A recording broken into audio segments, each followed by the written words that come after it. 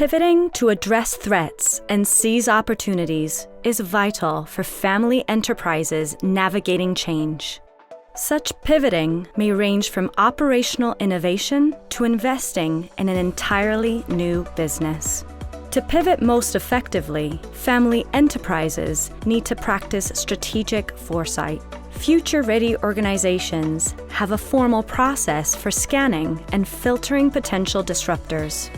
They also experiment with new opportunities to accelerate innovation.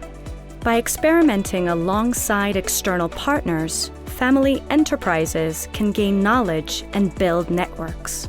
Pivoting also demands organizational agility, moving nimbly and stretching in different directions. This means being able to move in and out of family assets and activities when necessary. Such agility comes from a flexible mindset with a willingness to detach from long-standing certainties. Is your family enterprise ready to pivot? Read our full report.